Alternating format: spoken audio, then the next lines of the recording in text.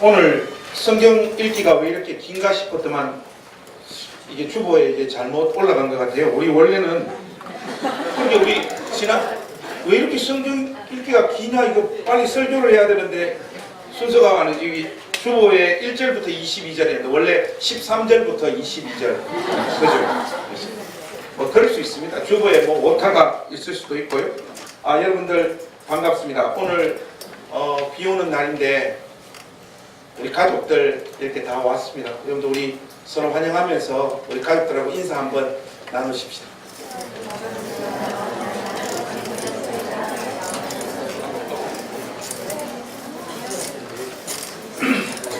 우리 전사님 성경 봉독하는 중간에 우리 장모님 오신 것 같죠? 아닙니까? 저 뒤에 우리 전사님 얼마 전에 결혼하셨는데 우리 장모님께서 아마 이렇게 방문해 주신 것 같습니다. 우리 환영 한번 하시죠. 예.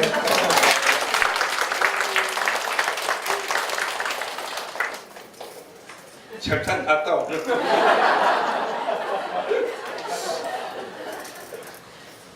제가 전사님들을 제 사역의 여정에서 참 많이 만났습니다만은 우리 우 전사님이 최고신 것 같습니다.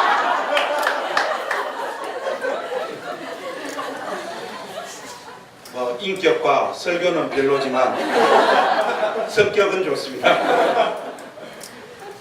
하여튼 우리 오셔서 반갑고, 오늘 여러분들과 함께 사도 바울이 아덴에서 펼치는 그 사역을 본격적으로 우리가 살펴보기 전에 아덴의 분위기를 느끼며 사도 바울이 가졌던 마음들, 그 과정 속에서 우리 신자가 하나님 앞에서 어떤 자세로 이 세상을 살아야 되는지 하는 그러한 부분들을 오늘 여러분들과 함께 살펴보기를 원합니다. 사도 바울의 복음 전도는 베레아 사람들이라는 좋은 토양을 만나서 베레아 지역에서 귀한 열매를 맺었습니다. 그러나 이 사건이 거쳐왔던 곳 데살로니가의 유대인들에게 전해지게 되었고, 데살로니가에 사는 유대인들은 그들 특유의 열심을 쫓아 베레아 지역까지 와서 사람들을 움직이고 선동하고 사도 바울의 사역을 방해했을 뿐만 아니라 공격을 했던 것 같습니다. 그 구체적인 양상이 성경에는 언급되어져 있지는 않지만 분위기가 굉장히 위급하게 돌아갔던 것 같습니다. 상황이 위중하니까 베레아 지역의 형제들이 사도 바울을 항구로 피신시키고 결국 사도 바울은 아덴으로 배를 타고 넘어갑니다.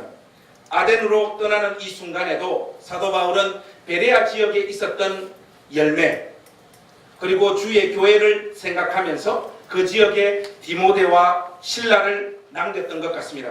아마도 새롭게 믿는 신자들과 교회들을 거기 남아서 돌보라고 하는 어떤 지시들을 내렸던 것 같아요. 베레아에서 아덴까지의 거리가 약 320km 정도 됩니다. 육상으로 간 것이 아니고 배를 타고 갔으니까 그때 당시의 기술력을 감안해 보았을 때 약 4일 정도 배를 타고 아덴으로 이동했던 것 같아요. 이제 사도 바울은 아덴에서의 사역을 펼칩니다. 아덴, 헬라어로는 아데나이. 이곳은 우리가 알고 있는 그리스의 아테네입니다. 어제 설교를 준비하고 있는데 우리 집사람이 아덴, 여보이가 아테네네 하고 딱 맞추더라고요. 어떻게 하냐고 하니까 사람을 등신으로 하냐 이렇게 얘기합니다. 아덴, 아테네 딱 바로 맞죠. 근데 여러분 오늘 제가 여러분들에게 알려드리기 전까지 몰랐던 분들도 솔직히 있죠. 우리 교회는 항상 수치감을 바로 주는 교회이기 때문에 솔직히 나 몰랐다 손 한번 들어. 3분의 2가 몰랐습니다. 사도 바울이 아테네를 방문하는 이 시점에 아테네는 그 도시의 최전성기 시절은 이미 지나간 시점이었습니다. 왜냐하면 로마의 식민지 상태로 머무르고 있는 상황이었기 때문이죠. 그러나 정치적인 영향력은 무너졌을지 모르지만 문학, 철학, 문화, 예술적인 명성은 여전했던 도시죠.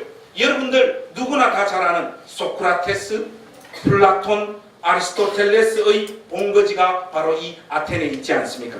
거기에다가 연극의 발상지답게 희극 시인들의 주 무대가 펼쳐졌던 것도 이 아테네입니다. 유명한 건축가들도 수도 없이 배출한 도시였죠. 참고로 파르테논 신전과 제우스 신전을 조각한 페이다스 역시 아테네 시민이었습니다. 그 당시 공부를 좀 한다고 하는 사람, 그리고 경제력이 바탕되어지는 사람이라면 누구나 한 번은 이 아테네를 방문하고 싶어 했던 바로 그런 곳이었습니다. 사도 바울은 이런 도시에 이제 막 도착을 해서 이 도시에 도착한 사도 바울이 자세하게 이 도시를 관찰하고 느낀 점들을 오늘 본문에 소개하고 있습니다. 자세하게 쪼개면 더 많이 나눌 수도 있지만 사도 바울이 느꼈던 것들을 한 3-4가지 정도 되어지지 않는가 싶습니다. 그 도시의 분위기를 보고 이 사도가 느꼈던 제1차적인 감정은 여러분 16절 말씀 한번 보시겠습니까? 우리 16절 말씀은 소리내서 한번 같이 읽었으면 좋겠습니다. 16절 같이 한번 읽겠습니다. 바울이 아덴에서 그들을 기다리다가 그 성에 우상이 가득한 것을 보고 마음에 격분하니, 이것이 사도 바울이 아테네를 보고 관찰한 첫 번째 감정이었습니다. 사도 바울은 이런 도시에 이제 막 도착을 했는데 이 도시에 도착한 사도 바울이 자세하게 느낀 감정이 그 성에 우상이 가득했다.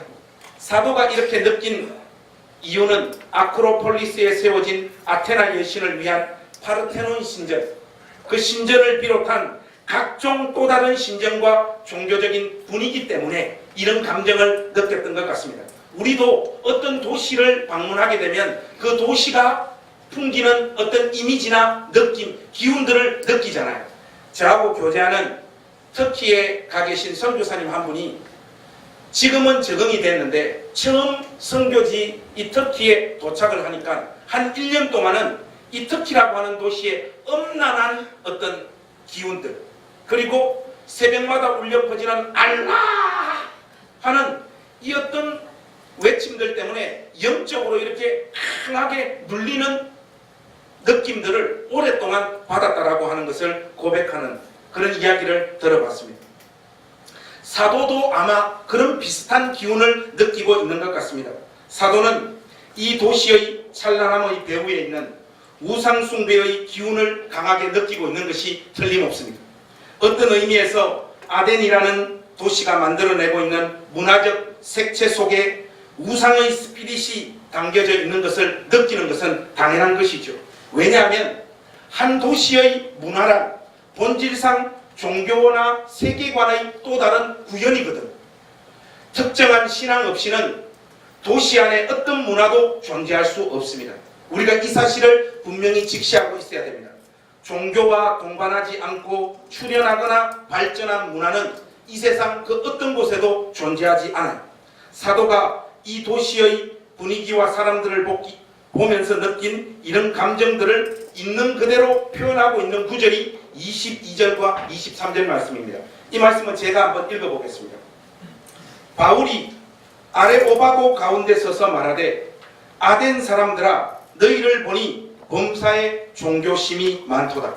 내가 두루 다니며 너희가 위하는 것들을 보다가 알지 못하는 신에게라고 새긴 단도 보았으니 그런즉 너희가 알지 못하고 위하는 그것을 내가 너희에게 알게 하리라.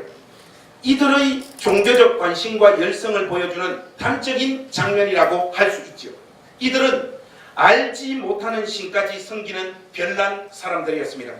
아덴은 주민 수보다 우상이 더 많다라고 하는 우스갯소리가 나돌 정도로 종교에 관한 최고의 관심을 가지고 있었던 사람들이 이 아테네 시민들이었습니다. 그런데 말이죠, 알지 못하는 신이라고 하는 이 표현이 등장하게 된 것은 역사적 사실 때문에 그래요.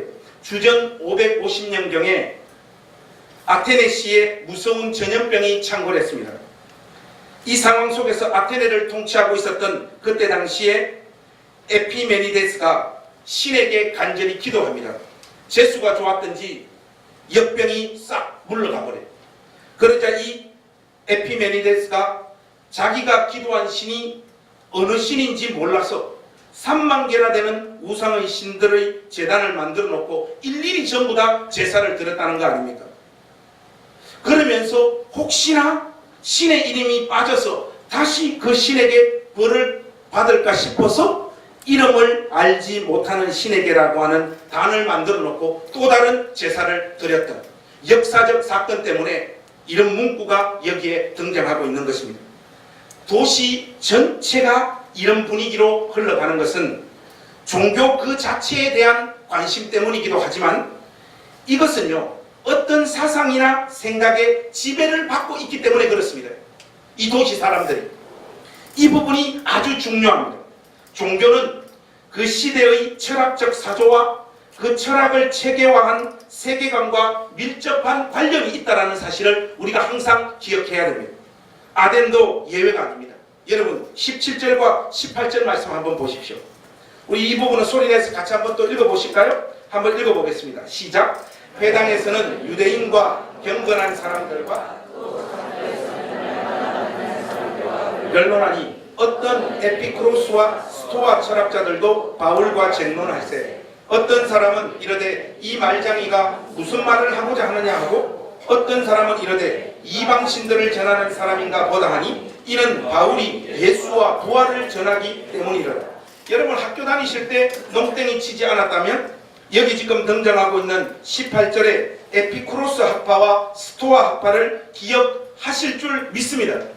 저는 우리 행신교회 가족들이 그런 수준은 된다고 생각을 합니다. 한번 테스트 해보겠습니다. 에피쿠로스 학파 하면 여러분 머릿속에 딱 떠오르는 단어가 뭡니까? 다음 주부터 교회를 닫도록 하겠습니다. 스토아 학파 하면 떠오르는 단어가 뭐죠? 사실 저도 생각이 안 나더라고요. 설교를 위해서 저도 준비한 건데 이 두 학파의 공통적인 슬로건이 하나 있습니다. 그것이 뭔가 하면 인간은 행복을 위해서 산다는 거예요. 먼저 이 에피쿠로스 학파는 이 학파의 견지에서 보자면 왜 인간이 착한 일을 하는가? 착한 일을 하면 자기가 행복해지기 때문에 그래요. 착한 일을 하든 나쁜 일을 하든 간에 인간은 자기 행복을 위해서 산다는 것이죠. 흔히 그것을 쾌락주의라고 합니다. 혹시 여러분들 에피쿠로스 학파할 때 쾌락주의가 떠올랐는데 부끄러워서 말을 못하신 분들이 계시죠? 여기서 말하는 이 쾌락주의는 인간의 육체적 욕망에 탐닉하는 것이 아니라 영혼의 행복을 추구하는 것이에요. 그래서 인간은 행복을 위해서 움직인다라고 이들이 말을 하는 것입니다.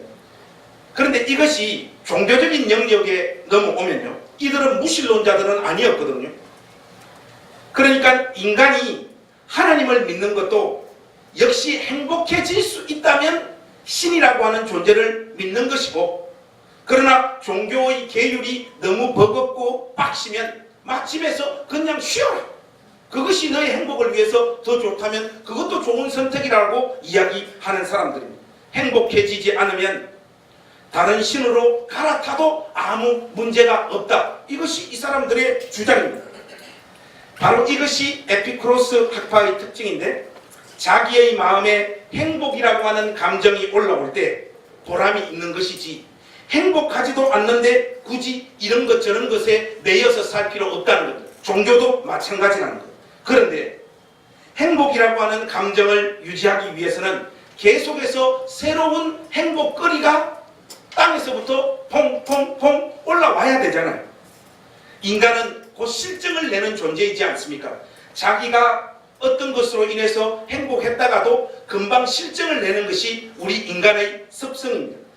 목사님 설교만 해도 그렇지 않습니까? 처음에 저를 만난 사람들은 목사님 설교가 정말 사이다에 진짜 설교가 은혜가 돼요, 이렇게 보통 이야기를 하더라고요. 그런데 1년, 2년만 지나면 다 다른 교회로 가버려요. 우리 목사님도 항상 하시는 소리가 거기서 그거다, 이렇게 나온단 말이죠.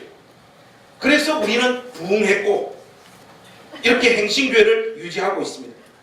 여러분 아무리 맛이 있는 음식이라고 해도 자꾸 먹으면 그 맛이 떨어지잖아요. 여러분 혹시 행신동에 유명한 용두동 주꾸미를 아십니까? 이제 제가 정말 토가 나오려고 해요. 제발 여기는 그만 가십시다. 세상에 음식이 주꾸미밖에 없는 거 아니잖아요. 저도 파스타 먹을 줄 압니다. 김치만 있으면 저도 파스타 잘 먹어요. 용두동 주꾸미 너무 많이 가서 질린다 말이죠. 커피도 스타벅스 이제 좀 질리지 않습니까? 처음 갔을 때는 신선했는데 이번 주에 어떤 집사님이 목사님도 집에서 이렇게 커피를 좀 드셔보시라고 저한테 커피를 보내주셨는데 목사님 그 중에 하나가 얘가 제품이다 이러더라고요. 처음에 이게 커피 이름인지 아니면 뭐 다른 건지 그걸 잘 몰라가지고 그게 뭐냐고 물으니까 집사님이 막 웃으시더라고요. 전화로. 여하튼 사람은요 새롭고 신선한 것을 찾아서 돌아다니는 존재입니다. 가봐야 별 것이 없는데 말이죠. 그렇게 인간의 모든 행동은 자기의 행복을 찾아 끊임없이 새로운 것을 추구하는 존재들입니다. 에피쿠로스 학파의 삶의 철학의 지향은 결국 어디로 갈 수밖에 없는가 하면요. 여러분 19절에서 21절 말씀 한번 보시겠습니까? 제가 한번 읽겠습니다. 그를 붙들어 아래 오박으로 가며 말하기를 내가 말하는 이 새로운 가르침이 무엇인지 우리가 알 수 있겠느냐. 내가 어떤 이상한 것을 우리 귀에 들려주니 그 무슨 뜻인지 알고자 하노라 하니 21절은 같이 한번 해보십시다. 시작. 모든 아덴 사람과 거기서 나그네 된 외국인들이 가장 새로운 것을 말하고 듣는 것 이외에는 달리 시간을 쓰지 않습니다. 이들이 가진 삶의 특징입니다. 끊임없이 새로운 사상, 새로운 것들을 추구하는 것. 그렇게 해서 자기 삶의 행복을 찾아 나선 자들, 그들이 바로 이 아테네를 구성하고 있는 시민들의 사고방식의 하나의 축이었다는 걸 여러분들이 아셔야 됩니다. 그리고 또 여기에 등장하고 있는 다른 학파가 하나 스토아 학파죠. 이 스토아 학파의 핵심적인 사상, 그걸 한 문장으로 이야기를 하자면 세상의 모든 것은 예정되어져 있다. 이것이 스토아 학파의 주요한 슬로건입니다. 그러니까 욕심내지 말고 살아라는 것이에요. 이 세상의 모든 것이 스스로 알아서 돌아가게 되어져 있다는 거예요. 그렇게 설계되어져 있다는 거예요. 사람들의 관계를 설명하면서도 이 스토아 학파 사람들은 내가 적게 가졌다고 해서 화낼 필요가 하나도 없다는 겁니다. 내가 적게 가진 이유는 적게 가질 수밖에 없는 상황이 일어났기 때문이라는 거예요. 뭔가 들어보면 되게 깊은 내용을 담지하고 있는 것 같습니다. 그렇죠? 그러니 이 세상의 움직이는 그 인연에 대해서도 너무 무리하게 도전하지 말라는 거예요. 그러다 보면 자기가 다치게 된다는 것입니다. 그러니 자연이 허용하는 대로 물 흐르듯이 그냥 살아라 하는 것이 스토아 학파의 주장입니다. 과도하게 행동하지 말고 자연스럽게 마치 물이 흐르듯이 살면 된다는 거예요. 여러분 좀 어떤 느낌이 듭니까? 도가 사상 같기도 하고 불교 사상 같기도 하고 약간은 힌두교 사상이 묻어져 있는 주장 같기도 합니다. 돌고 도는 게 인생이니 사람이나 어떤 것이 자기를 떠났다고 해서 너무 섭섭하지 말라는 거예요. 왜냐하면 언젠가는 다시 돌고 돌다가 나에게로 돌아온다는 것입니다. 이 세상은 이 세상 자체 중심이지 결코 특정한 인간 한 사람 중심으로 돌아가는 세상이 아니라는 겁니다. 그러니 이 세상 모든 것을 다 그냥 맡기고 자유롭게 살아라. 이것이 스토아 학파의 핵심적인 주장입니다. 그래서 말이죠. 스토아 학파의 사상에 깊이 빠져들게 되면 우리나라로 치면 바람 따라 구름 따라 개량 한복 입고 집신을 신고 여기저기 돌아다니는 김사각, 딱 이런 분위기로 여러분들이 생각하면 스토아 학파의 핵심적인 사상을 머리에 남겨놓을 수 있을 것 같습니다. 그렇게 이 세상을 초월해서 살아가는 겁니다. 돈이 생기면 쓰고 돈이 없으면 쓰지 말고 그렇게 살아가는 겁니다. 세월을 낚으면서 자연스럽게 살면 된다는 것입니다. 이게 가만히 보니까 이거 완전 노숙자 버전이지 않습니까? 이 세상의 어떤 변동이나 고통 그 자체를 초월해서 살자는 것이 스토아학파의 주장입니다. 여러분, 정리를 해보면요, 아덴 사람들에게는 사도 바울이 전하는 그리스도 예수의 죽으심과 부활의 복음은 직접 호기심의 어떤 대상에 불과했습니다. 새로운 것이었기 때문에 그들은 궁극적인 자신들의 존재의 의미와 시작을 규명해줄 진리를 알지 못했기 때문에 자기 귀와 이성을 즐겁게 하는 새로움만 추구할 뿐입니다. 영적으로는 황폐하여서 우상숭배에 깊이 탐닉해 있는 자들, 그들이 바로 아테네 시민들이었어요. 여기서 우리가 주목해야 하는 사실은 사도 바울은 그러한 분위기를 보고 느끼면서 심령에 격분했다. 오늘 말씀 보니까 이 아테네의 영적인 기류와 분위기를 보면서 사도 바울이 격분했다라고 하는 단어가 오늘 사도행전에 쓰여지고 있습니다. 바로 이 부분이 중요한데, 그 우상 숭배의 분위기가 가득한 것을 보고 격분한 이 사도 바울. 근데 여러분, 여기 있는 이 단어가요, 사실은 구약 성경에도 공통된 문맥에서 똑같이 사용되어지고 있습니다. 그 내용들을 우리가 조금 한번 확인해 보십시다. 어디로 가는가 하면 시편 106편으로 한번 가보시겠습니까? 여기에 보시면 사도 바울이 격분했던 그 마음의 흐름이나 구체적인 실체가 무엇인가 우리가 좀 더 참조하며 도움을 받을 수 있을 것 같아요. 여러분, 시편 106편 28절 29절 한 세 군데 정도 찾아볼 텐데, 여러분 28절 29절 우리 한번 같이 읽어보실까요? 시작. 그들이 또 부올의 바알과 연합하여 죽은 자에게 제사한 음식을 먹어서 그 행위로 주를 경노하게 함으로써 재앙이 그들 중에 크게 유행하였거든. 여러분 29절에 보면 그 행위로 주를 어떻게 했다고요? 경노하게 함으로써. 여기 지금 똑같은 단어입니다. 요것과 관련해서는 제가 조금 이따가 좀 설명을 드릴게요. 신명기 9장으로 또 한번 가보십시다. 신명기 9장 17절 18절 여기에 보시면 또 이런 표현이 나옵니다. 신명기 9장 17절 18절 17절 18절 우리 한 목소리로 한번 다 같이 읽겠습니다. 시작. 내가 그 두 돌판을 내 두 손으로 들어 던져 너희의 목전에서 깨뜨렸노라. 그리고 내가 전과 같이 40야를 여호와 앞에서 엎드려서 떡도 먹지 아니하고 물도 마시지 아니하였으니 이는 너희가 여호와의 목전에 악을 행하여 그를 경노하게 하여 크게 죄를 지었습니다. 여기 지금 등장하고 있는 그를 경노하게 하였다. 이 단어도 똑같은 단어. 그런데 여러분, 우리가 지금 두 개를 살펴봤지만 공통적으로 전부 다 우상 숭배를 하는 그 상황에서 발생되어진 감정이 경노이지 않습니까? 그죠? 하나만 더 보십시다. 호세아 8장으로 한번 가보시죠. 호세아 8장 5절 말씀. 호세아 8장 5절 말씀입니다. 여기도 마찬가지입니다. 이 8장 5절 우리 한번 소리내서 8장 5절도 같이 한번 읽겠습니다. 시작. 사마리아여 내 송아지는 버려졌느니라. 내 진노가 무리를 향하여 타오르느니 그들이 어느 때야 무죄하겠느냐. 여기도 내 진노가 무리를 향하여 타오르나니 여기가 똑같은 단어입니다. 무슨 말인가 하면 여러분 70인경이라고 하는 성경 들어보셨죠? 들어는 봤는데 뭔지는 잘 모르잖아요. 구약이 히브리어로 기록되어져 있지 않습니까? 물론 부분적으로 아람어도 좀 포함되어져 있지만 그 히브리어 구약 성경을 헬라어로 다시 번역한 것이 70인경입니다. 이 성경 번역 작업에 72명이 참여했다고 해서 70인경이에요. 이 성경에서 바로 금방 우리가 살펴본 이 세 부분이 있지 않습니까?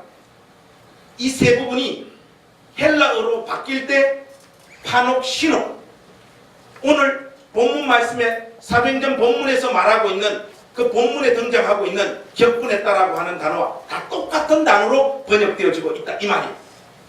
무슨 말인가 하면 사도 바울이 이 아테네라고 하는 도시에 도착해서 보고 느낀 그 감정이 격분한 감정이었는데 그것이 구약 성경의 문맥에서 보자면 전부 다 우상 숭배를 함으로 하나님의 마음이 극도로 분함으로 가득 찬 그 상황을 그 마음이 사도 바울의 마음에 지금 그대로 발생되어지고 있다 이 말입니다. 우리가 살고 있는 이 땅을 바라보면서 오늘날 예수님을 믿고 따라가는 우리의 심장에도 사도와 같은 경로가 일어나고 있는지 우리 마음을 확인해 봐야 됩니다. 근데 없습니다. 오늘날 우리 시대의 신자들의 모습과 불신자들의 생각이나 가치관, 삶의 모습이 별반 차이가 나지 않습니다. 이것은 우리를 움직이고 있는 것이 그리스도 예수의 죽으심과 부활의 복음이 아니라는 거예요.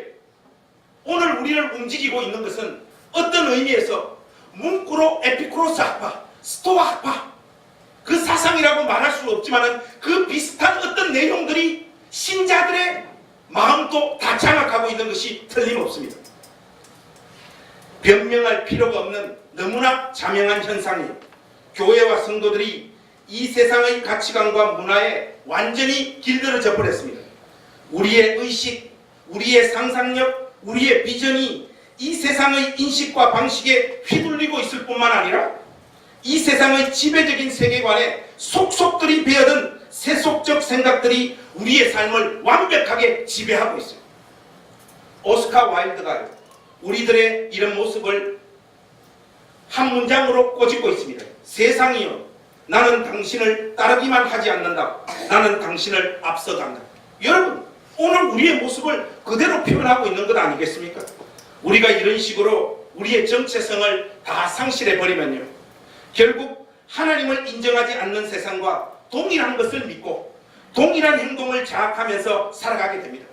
우리나라의 학자는 아니지만 캐나다의 사회학자인 네이널드 비비가 오늘날 소위 예수 믿는 사람들의 모습을 분석해서 이렇게 평가하고 있어요.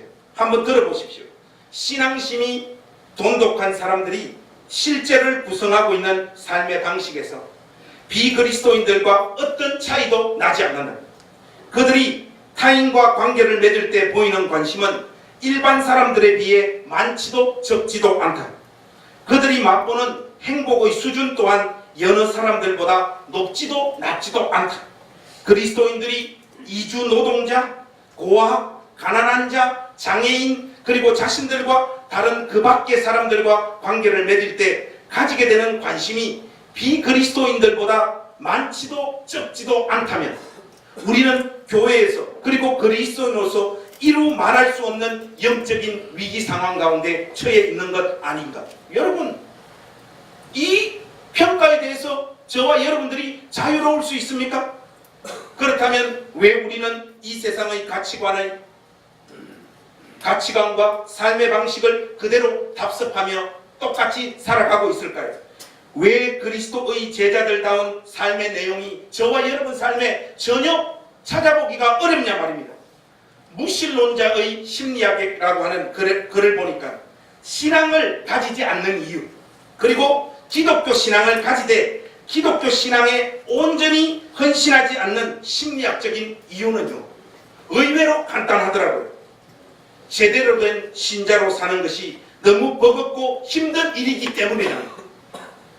실제로 오늘날 이 강력한 신이방세계, 신아테네에서 진실한 신자로 산다고 하는 것은 많은 희생을 각오하지 않고는 갈 수 없는 길입니다. 진지한 신자가 된다고 하는 것은 각 신자들 삶에 극적인 변화를 생성시킬 수밖에 없지 않습니까? 대부분의 신자들은 바로 그것이 내키지 않는 겁니다. 편안하게 살고 싶은 욕구와 자기가 커리어를 쌓아가고 있는 자기 직업 세상에서의 보람과 안정을 위해서는 예수를 대충 믿고 사는 것이 내 삶에 훨씬 도움이 되고 행복이 되어진다. 이것이 저와 여러분들의 사고방식이에요. 이것이 세상을 닮아버린 우리가 가진 내적인 이유입니다. 뭔가 거창한 이유가 존재하지 않습니다. 그리스도의 복음을 쫓아가는 그 길은 내 삶을 너무나 귀찮고 버겁고 힘들게 만들기 때문에 딱 이것이, 다른 말로 하자면 자기 행복에 도움이 안 되기 때문에 우리는 이 세상의 지배를 자연스럽게 받기로 작정한 사람들입니다. 알고 보면 저나 여러분 모두가 신 에피쿠로스 학파와 스토아 학파의 제자들입니다. 여러분, 이 세상의 민낯을 제대로 볼 수 있기를 주님의 이름으로 부탁합니다. 주일날 우리 자매님들이 이렇게 교회에 오실 때 옷도 집에서 좀 이쁜 것 입고 또 복된 주일이기 때문에 화장도 대체적으로 이쁘게 하고 교회에 오지 않습니까? 그렇지 않습니까? 그러나 우리 자매님들의 객관적인 인물이 우리가 이 예배 시간에 이렇게 둘러봤을 때 보이는 그 정도의 얼굴은 아니잖아요. 집에 가서 화장 지우고 나면 차마 봐주기가 어렵잖아요. 이 세상이 여러분 똑같습니다. 이 세상의 어떤 가치관 안에 주장 안에 담긴 들이 화려해 보이고 대단한 것 같지만은 그 속살을 들여다보면요 비참함밖에 없다고요. 근데 우리는 그것을 보지 않습니다. 우리는 이 세상의 본질과 실상에 전부 다 속아 넘어가고 있어요. 성경에 선명하게 이 세상의 실체에 대해서 우리에게 소개해주고 있지 않습니까? 로마서 1장 28절 이하를 제가 한번 읽어보겠습니다. 또한 그들이 마음에 하나님 두기를 싫어하며 하나님께서 그들을 그 상실한 마음대로 내버려 두사 합당하지 못한 일을 하게 하셨으니, 여러분 세상의 실체를 한번 보십시오. 곧 모든 불의, 추악, 탐욕, 악의가 가득한 자요, 시기, 살인, 분쟁, 사기, 악독이 가득한 자요, 수군수군하는 자요, 비방하는 자요, 하나님께서 미워하시는 자요, 능욕하는 자요, 교만한 자요, 자랑하는 자요, 악을 도모하는 자요, 부모를 거역하는 자요, 우매한 자요, 배약하는 자요, 무정한 자요, 무자비한 자. 그들이 이 같은 일을 행하는 자는 사형에 해당한다고 하나님께서 정하심을 알고도 자기들만 행할 뿐 아니라 또한 그런 일을 행하는 자를 옳다 하느니라. 여러분, 이것이 세상의 진짜 모습입니다. 여러분들과 한 부분은 더 찾아서 우리 눈으로 이 세상의 진짜 모습이 어떠한가를 한번 확인해 보기로 원합니다. 여러분, 디모데후서 3장은 우리가 같이 한번 찾아보십시오. 디모데후서 3장 1절에서 4절 말씀입니다. 디모데후서 3장 1절에서 4절 말씀.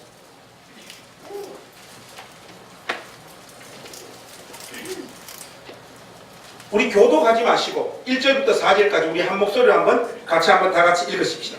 너는 이것을 알라. 말세에 고통하는 때가 이르러 사람들이 자기를 사랑하며 돈을 사랑하며 자랑하며 교만하며 비방하며 부모를 거역하며 감사하지 아니하며 거룩하지 아니하며 원통함을 풀지 아니하며 모함하며 절제하지 못하며 사나우며 선한 것을 좋아하지 아니하며 배신하며 조급하며 자만하며 쾌락을 사랑하기를 하나님 사랑하는 것보다 더하며. 여러분, 다른 여러 가지 문구들이 있지만은 쾌락을 사랑하기를 하나님 사랑하는 것보다 더하며, 이것이 오늘 본문과 관련해서도 그 세상을 명백하게 고발하고 있는 문구라고 할 수 있지 않습니까? 이 세상 안에서 사는 신자가요 가져야 되는 기본적인 태도는 격분이며 담대함인 줄로 믿습니다. 사랑하는 우리 행신교회 가족 여러분, 이 세상 안에서 살아갈 때 쫄지 말고 담대한 신자들이 되어주시기를 주님의 이름으로 부탁합니다. 아멘. 지레 겁을 먹어가지고 그리스도의 영광스러운 복음, 그 복음의 원리와 가치를 쉽게 포기하거나 내던지지 말라는 말입니다. 그리스도를 믿지 않는 세상은 그 내용을 무엇으로 채우고 있든지, 궁극적으로는 소돔과 고모라처럼 노아의 홍수의 사건 때처럼 우리 주님 다시 오는 날 영원히 멸망당할 곳이라는 것을 여러분들이 아셔야 됩니다. 영원한 심판의 대상이 이 세상이라는 것을 여러분들이 잊으시면 안 되는 거예요. 행신교회 가족 여러분, 진정한 신자가 되십시오. 우리도 사도처럼 이 세상의 현상과 모습을 보면서 격분하는 감정이 올라와야 당연한 것이에요. 이 세상이 보여주는 것들이 대단한 것 같지만 사실은 허망하고 허무한 것밖에 없음을, 그 실상을 눈치채는 우리 행신교회 가족들이 될 수 있기를 부탁합니다. 자신들의 체제를 유지하기 위해 얼마나 사악하고 더러운 짓들을 마구잡이로 자행하는 것이 이 세상입니까? 이 세상 사람들과 여러분들이 예수님의 복음을 가지고 논쟁하면서 그 논쟁할 때요 담대함으로 야단도 치고 당당하게 싸우는 신자가 되십시오. 요즘은 전도하는 게, 전도는 예수 그리스도의 도를 이 세상 가운데 선포하는 것이지 구걸하는 거 아니잖아요. 우리 교회 한 번만 좀 나와주십시오. 우리 목사님 아주 젊고 목소리가 우렁차고 그거 안 되면 꼭 교회에서 하는 말이 우리 교회 밥이 맛있습니다. 교회 한 번만 나와달라. 여러분 뭐 복음이 구걸하는 겁니까? 공략하는 거예요? 세상이 우리를 향해 던지는 평가와 시선 때문에 여러분 우리가 주눅들 필요가 없습니다. 교회 한 번만 와보세요. 오시면 참 좋은데 이런 저자세를 유지한다는 것은 신자로서 교회로서 참으로 한심한 모습입니다. 마치 선제적 타격, 전문적인 용어로 하자면 선빵. 이 선빵을 이 세상으로부터 너무 교회가 비난과 욕을 많이 먹어가지고요. 친절을 넘어 교회가 이제 세상 앞에 비굴한 모습으로 저자세로 세상의 눈치를 보게 되었습니다. 우리도 교회 다니는 것 빼고는 당신들과 다른 것이 하나도 없는 사람들입니다. 이 지랄들을 떨고 있어요. 아닙니다, 여러분. 우리는 세상을 향하여 격분의 감정을 가지고 분노하며 담대하게 그리스도의 복음을 전하는 자리로 부름받고 있는 신자들인 줄로 믿습니다. 왜냐하면 예수 믿는 신자는요, 영적 전쟁을요, 어디에 비유하면 좋을까요? 보통 보면 목사님들의 어떤 설교 예화가 자기들의 성장 과정과 아주 밀접한 영향을 미치더라고요. 실명을 거론해서 좀 죄송하긴 한데 우리 100주년 기념교회 우리 이재철 목사님 그 사도행전 강의를 쭉 읽어보면 그 등장하는 예화들이 거의 다 이 해외에서 우리가 지금 사도행전 강의를 할 때 이 도시들 있잖아요. 그럼 목사님은 거의 그 도시를 다 가셔서 보시고 그 내용들을 설교 예화로 구성하더라고요. 우리 행신교회도 좀 그렇게 해주시면 감사하겠습니다. 근데 그것은 그 목사님의 길이고 저는 아버지가 물려준 유산대로 오늘 이 설교의 결론을 화투에 한번 비유해보고 싶습니다. 그분은 사장님 아들이니까 그렇게 가시고 여러분 그리스도 예수의 복음은요 예수님의 죽으심과 부활하심의 복음 이것을 우리 영혼에 새겨진 자들 그리고 우리 손에 쥐고 있는 자들은요 화투로 치자면요 장땡이를 들고 있는 자들입니다. 어떤 사람이요 화투를 치는데 장땡이를 잡았다고 하면요 상대방이 무슨 허풍을 부리든 간에 우습습니다. 마치 자기가 이기는 것처럼 쇼도 하고 연기도 하지만 그 모든 것이 다 우스워요. 왜냐하면 내 손에는 장땡이가 있기 때문에. 그는 최선을 다해봐야 광땡밖에 안 돼요. 여러분 광땡은 장땡을 이길 수 없잖아요. 오늘 우리가 믿고 있는 이 예수님 예수 그리스도의 복음이 영적 화투로 치자면 장땡인 줄로 믿습니다. 그러니까 사랑하는 우리 행신교회 가족 여러분 이 세상에 대해서 너무 주눅들거나 겁먹거나 또 이 세상이 움직이고 행동하는 대로 여러분들도 따라가야 이 세상에서 살아남을 수 있다라고 하는 그 두려움 그 공포에서 벗어나는 복된 주인이 되어질 수 있기를 우리 주님의 이름으로 축복합니다. 예수님께서 이미 죽었다가 부활하셨다라고 하는 이 사건 이것 하나면 이미 전부 다 끝난 이야기입니다. 이 사실을 믿고 있는 사람이라면 하늘에 속한 모든 신령한 복을 다 받고 있는 사람들인 줄로 믿습니다. 하나님 그분이 가지고 계신 가장 큰 열심으로 우리의 인생을 붙잡고 있다는 것을 여러분들이 아셔야 돼요. 여러분 영혼에 제발 담대함을 새겨 넣으시고 세상이 하는 대로 하지 않으면 여러분 인생이 무너질 것 같은 이 세상이 주는 공갈, 협박, 그 공포에서 담대한 마음으로 그리스도를 따라가는 여러분들 모두가 될 수 있기를 바랍니다.